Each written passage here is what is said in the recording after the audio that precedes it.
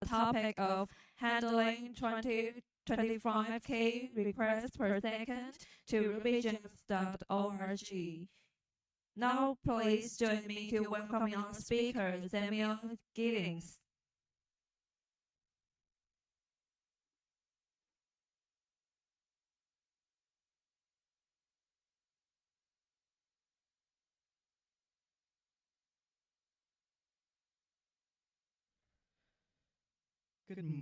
Good morning. So, I know it's still early and maybe we haven't had enough coffee yet, but we're going to talk a bit about everyone's favorite website that you never think about, hopefully, rubygems.org. So, a little bit about me. I am at Giddins pretty much everywhere on the entire internet. My name is Samuel. I'm a maintainer of RubyGems and bundler and rubygems.org. And you might know me from contributing bugs to all of the above for at least a decade.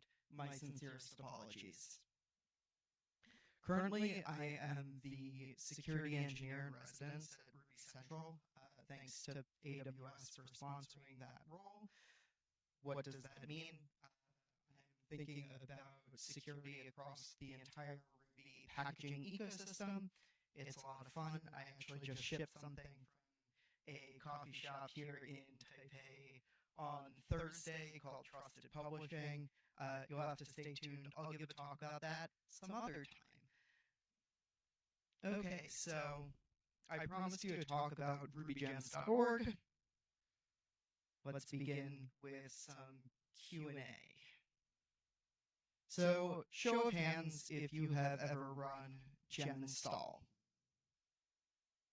Great, this is an easy way to tell who's not paying attention to this talk. Show of hands if you've ever put this in a gem file. Some people here aren't using bundler. Wild. So, guess what? You make my life difficult. You have helped contribute to the traffic that rubygems.org serves.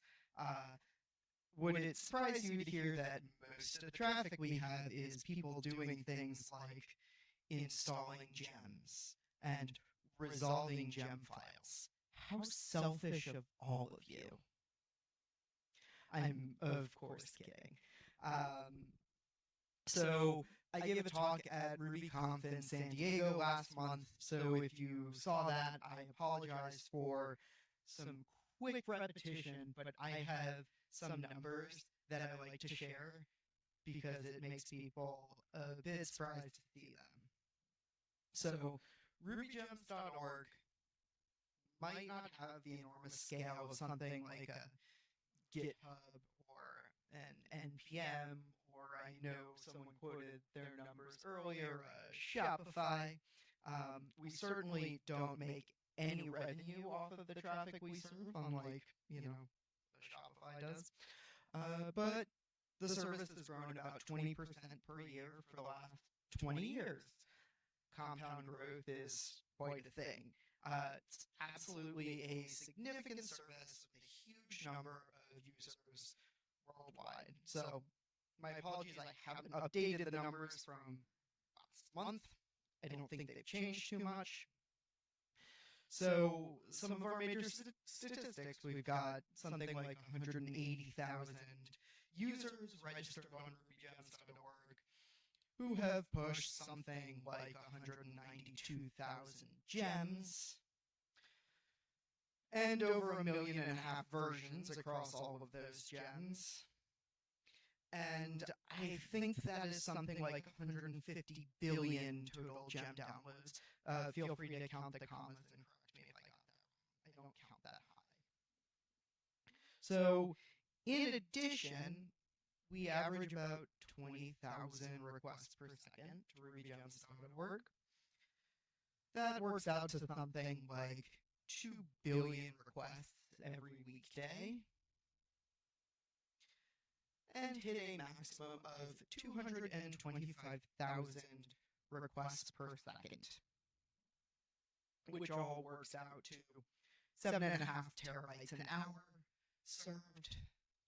It's something like 185 terabytes a day, or 4.5 petabytes per month, which is about 54, 55 petabytes per year. That's a lot of traffic. And it's all of you who are making all that traffic. Every time you run gem install or bundle install or visit the website or push a gem, you help contribute to that. So congratulations. Give yourself a round of applause. Okay, and now stop applauding because we're going to think about what does it cost to serve all of those requests. So the vast majority of our infrastructure comes from two providers. AWS is our primary server host. We use EKS to host the Rails app, served by application load balancers with files stored in S3. The pretty standard we're using AWS app. In total, that's about $20,000 per month. Our other significant infrastructure partner is Fastly, which acts as our cache, CDN, and DDoS protection layer. As mentioned earlier, Fastly handles about 20,000 requests per second and 185 terabytes per month of requests and responses, and charged at retail prices that would be more than $500,000 a month.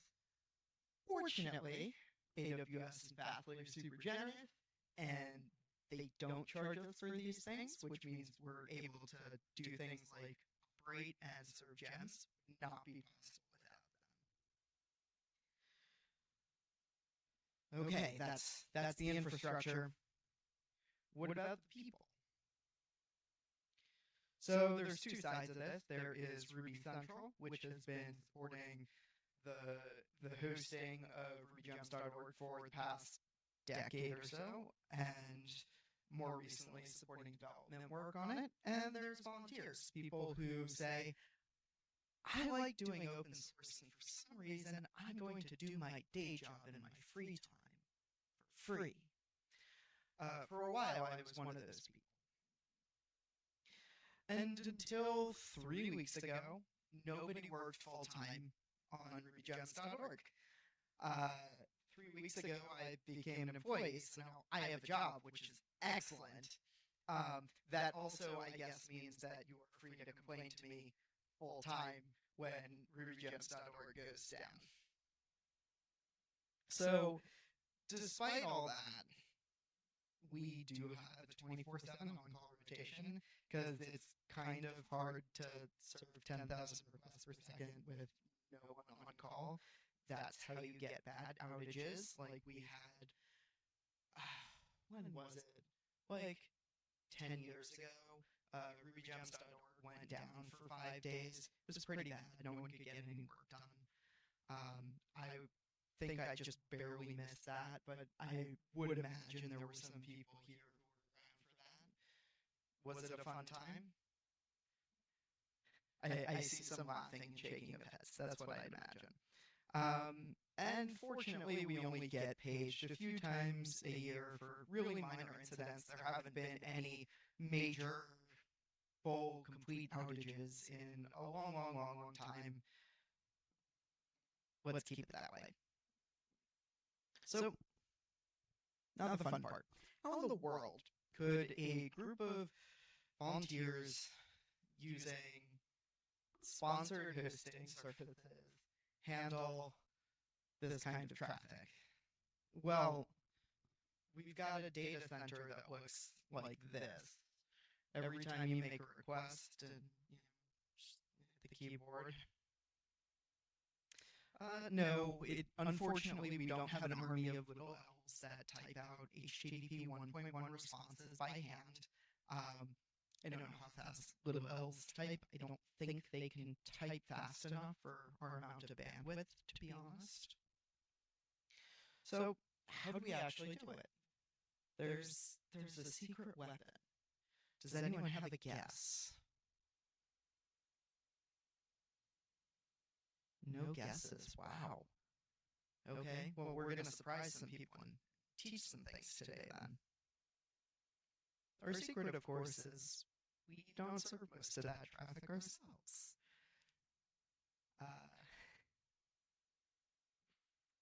We cheat. You might say, Sam, you are cheating.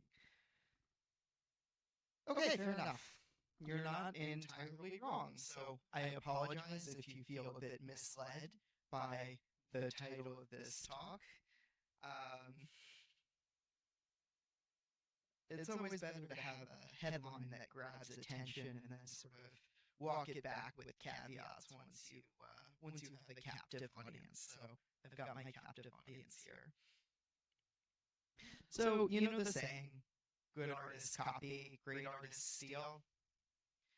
I'd like to expand that to also include smart engineers do no work.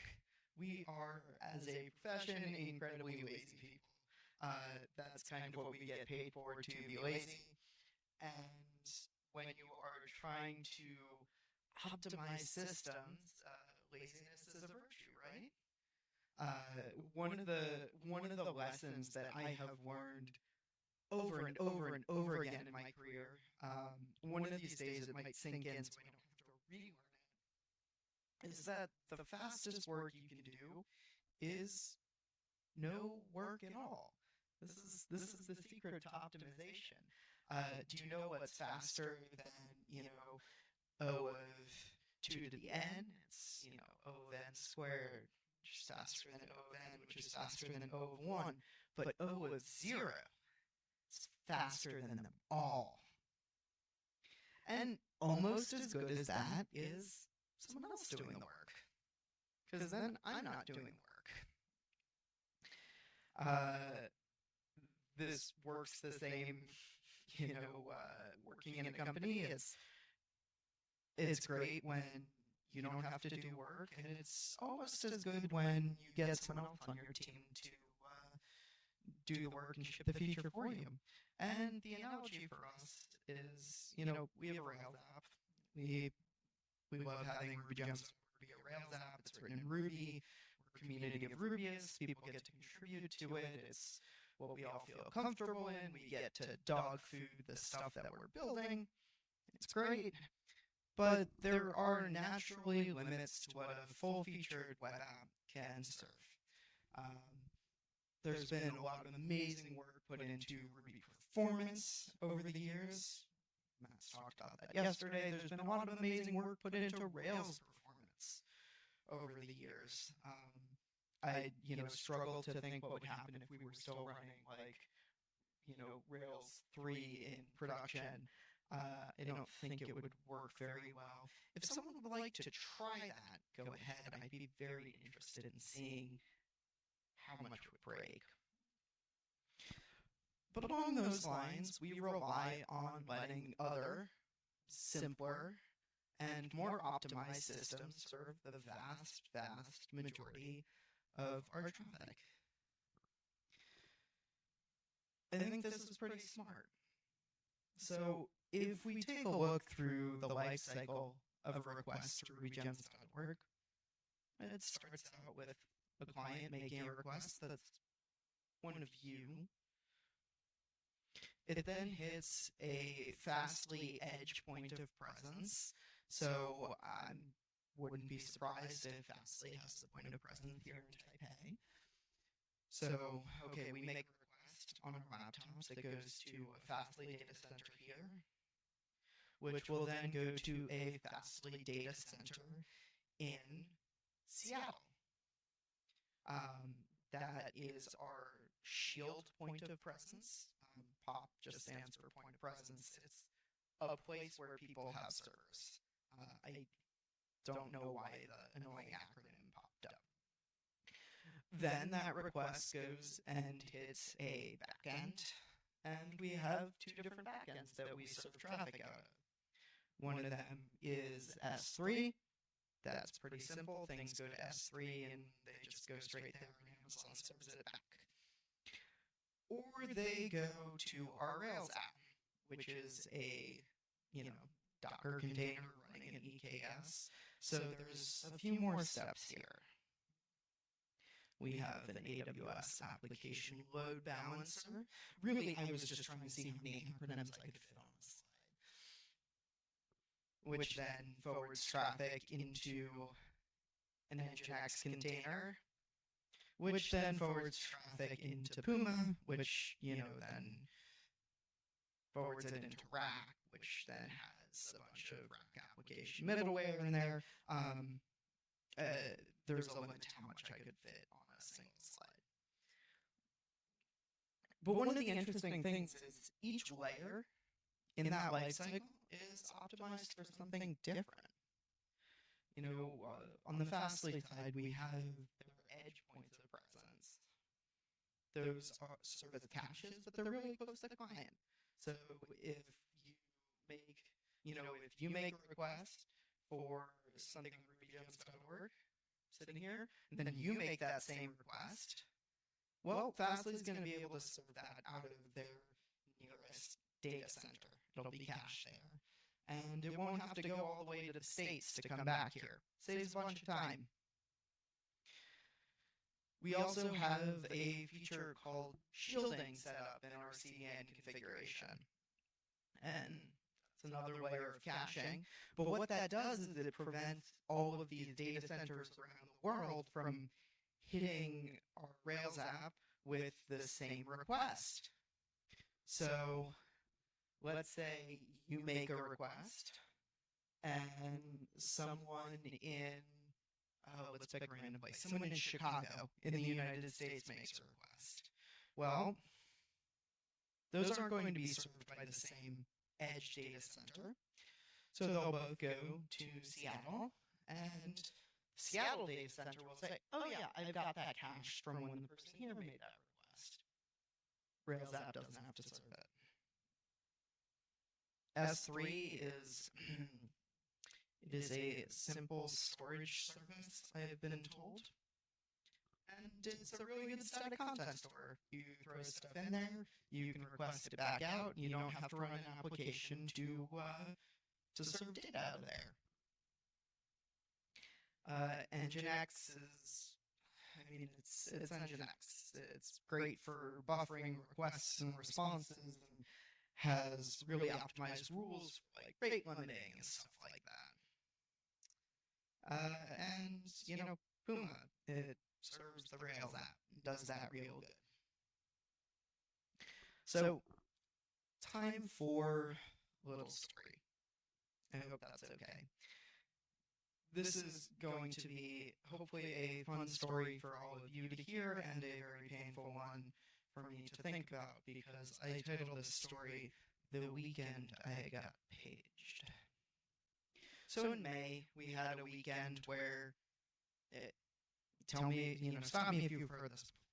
The database started getting overloaded, requests start failing and timing out, and you get paged, and then you are sad.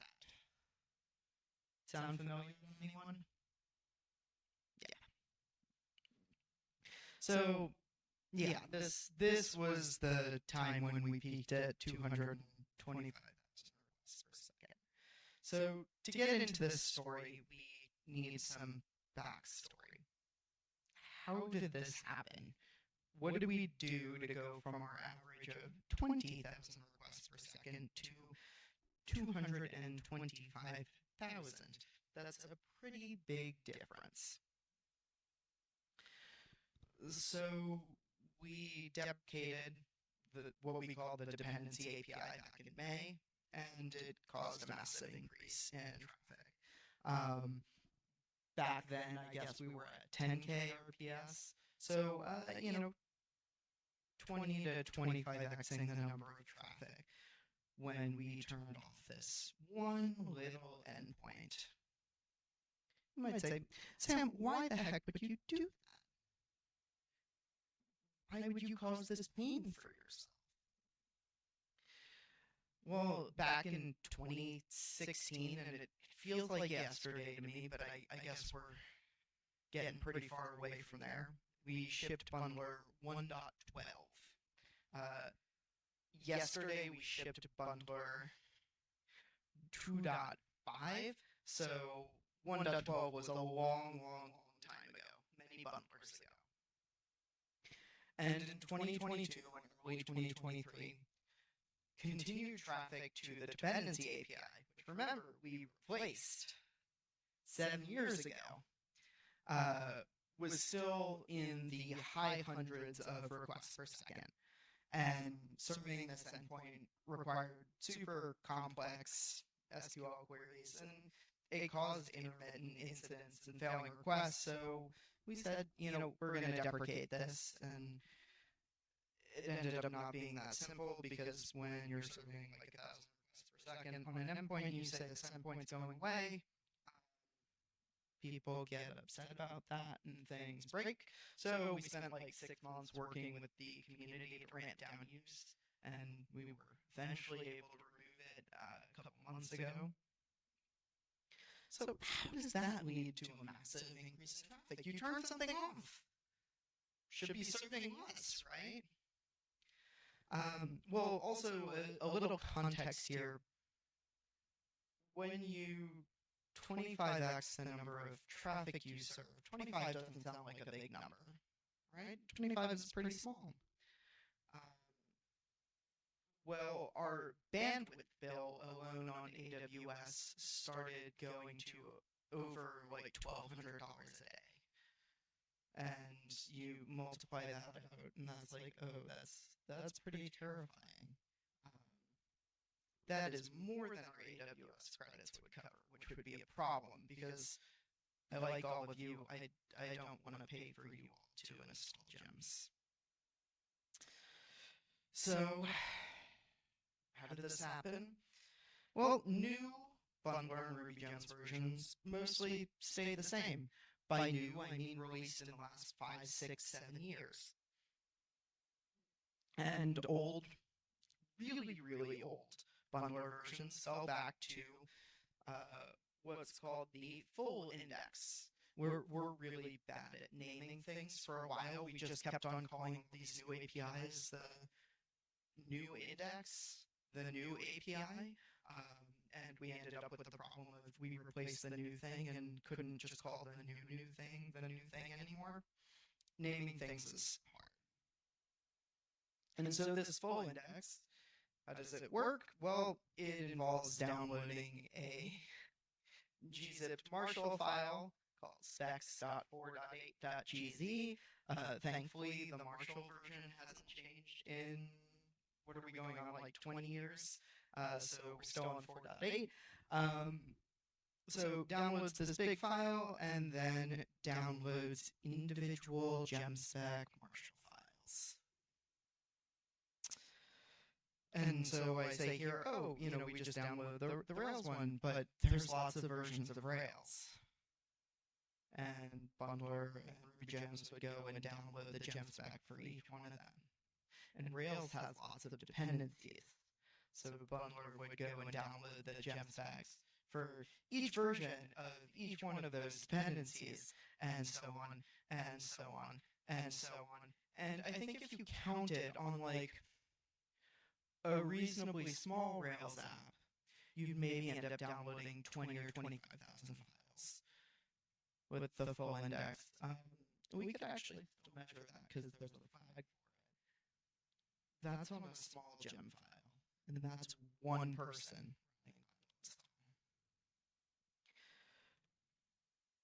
Okay, so as you can imagine, making tens of thousands of requests from your laptop to anywhere, no matter how fast, is actually pretty slow. Bundler got unbearably slow for a lot of people, so people started updating. Here's how people started updating. We had a bunch of misbehaving clients, so a lot of users were using like decade-old versions of Bundler and Ruby Gems.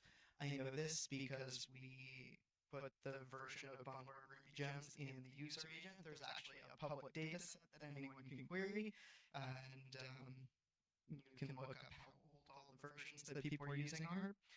And we had a steady 10,000 requests per second from a single IP. That is a lot of requests.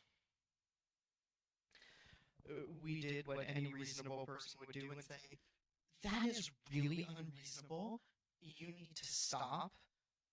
We're just going to stop you. So we blocked all those requests from that user agent IP combination, and I thought it was really clever.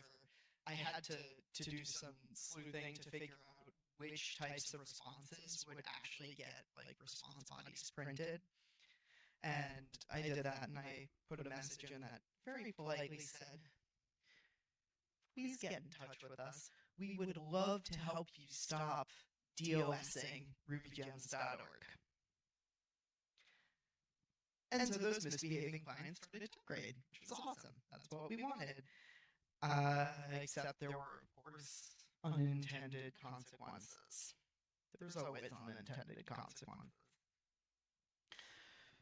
People upgrading meant that they were using newer bundler versions, which meant that they were using the new compact index, which meant that we were getting more traffic to the compact index version's endpoints, and also more traffic to the compact index info endpoints, all of which were being served by complex queries in the Rails app. Of course, we had that like 8-layer cake of request lifecycle, so most of those requests were being served by Fastly or CDN, which was awesome, and there were only very rare cache misses.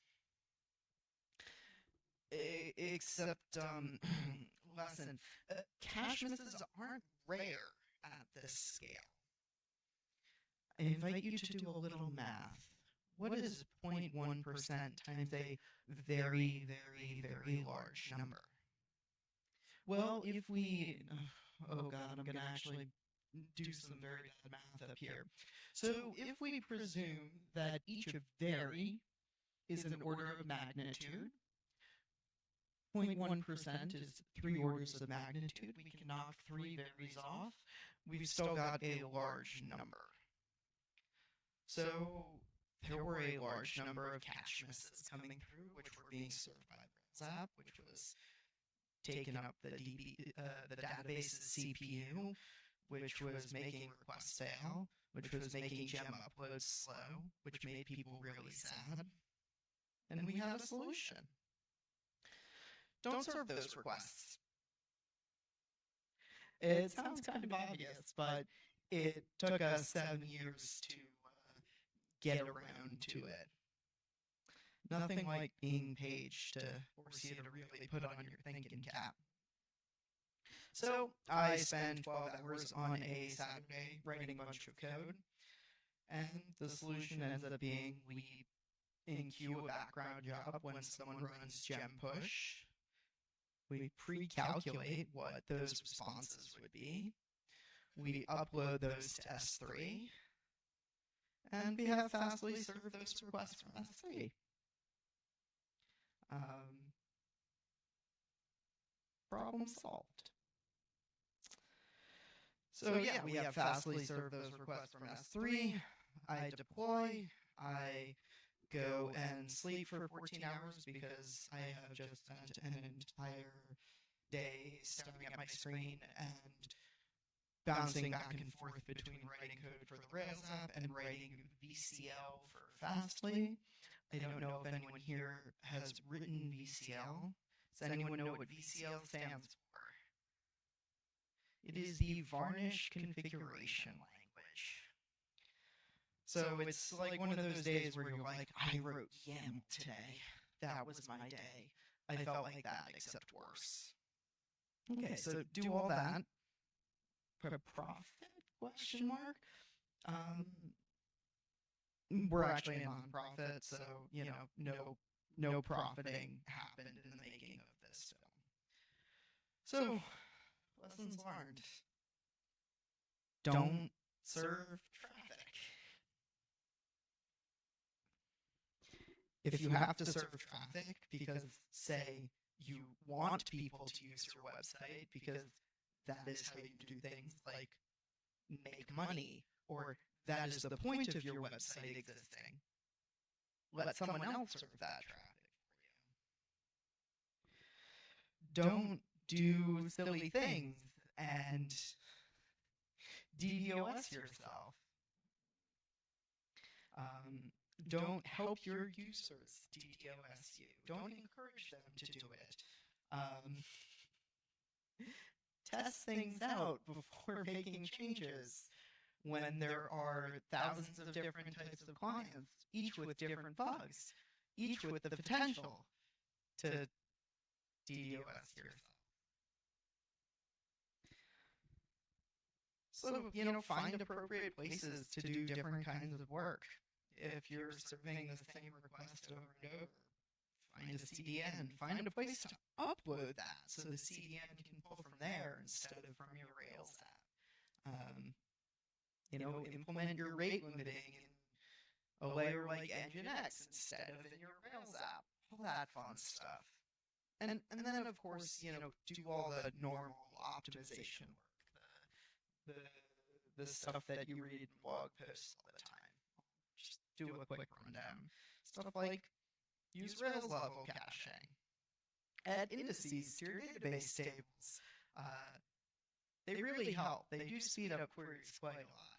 I'm always shocked at how bad database performance is when you have a lot of rows and no indices. And I'm always much happier once I add the index. Do things like set cache control headers. Scale up your servers so you have more of them and have more powerful ones. Rate limit bad clients so they don't make you sad. Those are all sort of the usual lessons for performance optimization of a web app. So be very, very grateful for sponsors who provide these services for free. As a not-for-profit, we cannot afford a $500,000 monthly CDN and bandwidth bill. So, thank you people like Fastly and AWS, because we'd be real sad without you. Also, use true but shocking and misleading talk titles. It makes it much more likely you'll get your talk accepted. And finally, ask very politely for people to not install gems when I have brunch plans, because the site goes down and I have brunch plans and I'm on call.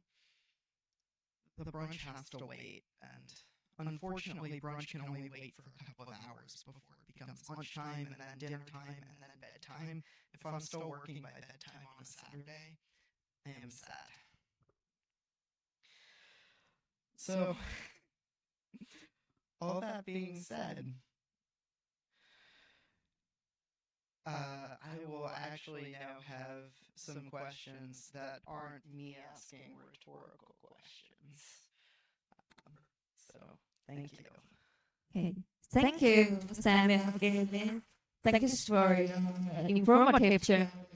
Now we are going to Q&A session. Have anyone have any questions? Please raise your hand.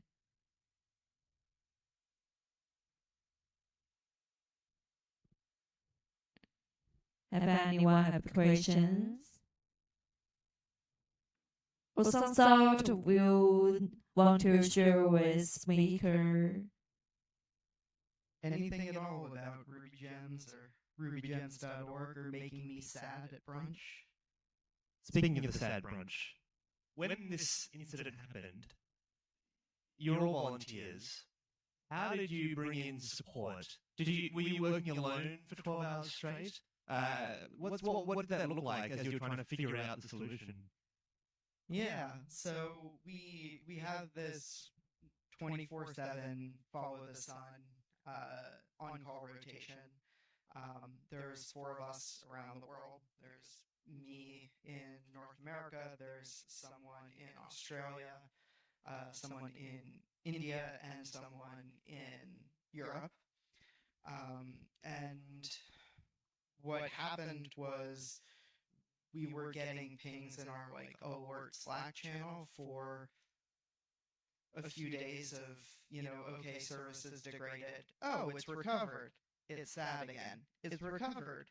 And the ratio of sad to recovered kept on getting worse and worse. And we only started getting paged after maybe like 12 hours of this escalating, because when you have trouble serving traffic, that problem sort of compounds until you can't serve anything anymore. And the first step, as always, was just figuring out like what is going on. We can see requests are failing, request latency is high. The Rails app CPU is high, the database CPU is high, but that doesn't tell us what's causing it, what endpoints are being hit. So, dive in, I dive into our like 2 different logging metric services and start aggregating things, and try to pick out patterns.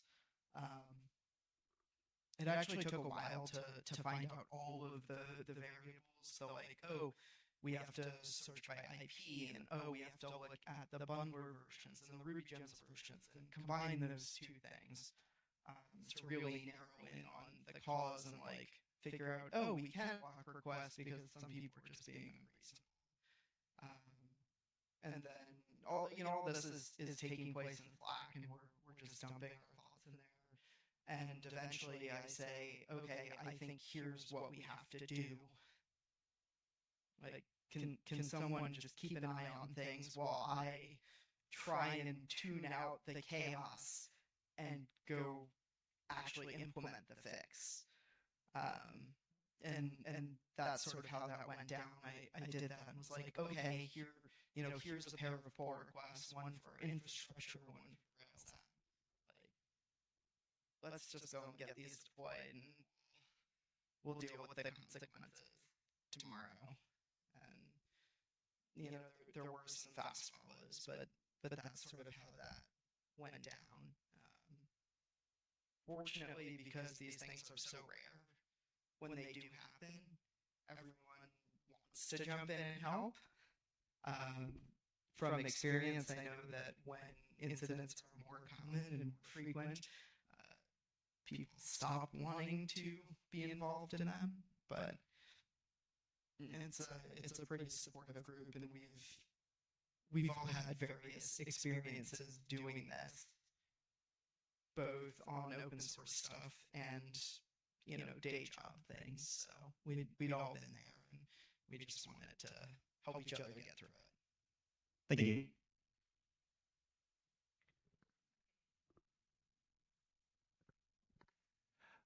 On that topic, it seems like one of the most important skills in that moment, in that context, is the art of balancing the need or the feeling of the need to solve the immediate problem versus taking a step back and identifying the underlying problem and solving that.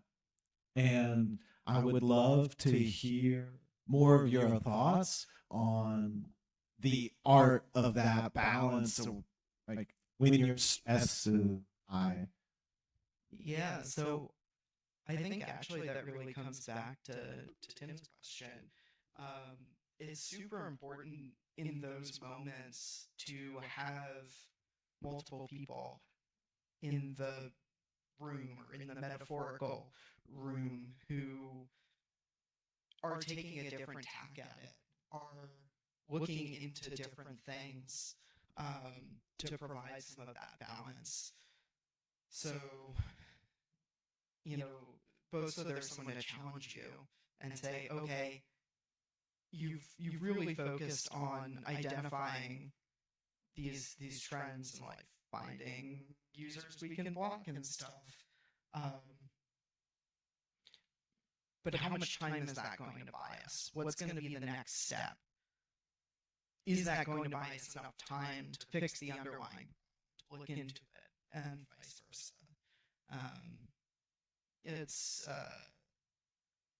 It's really an active triage, figuring out what information is going to be helpful, what information is going to be like easy to get, hard to get, what are hypotheses that you can test quickly, and also, honestly, it's having the intuition to know what the consequences of different actions are going to be, because when you're in that like incident response firefighting situation, you don't always have time to test out your hypotheses in a like controlled way.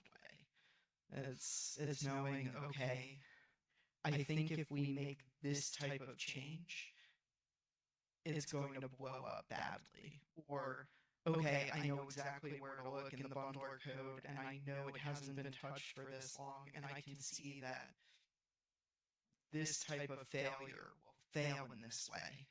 And so that's a safe way to try and fail.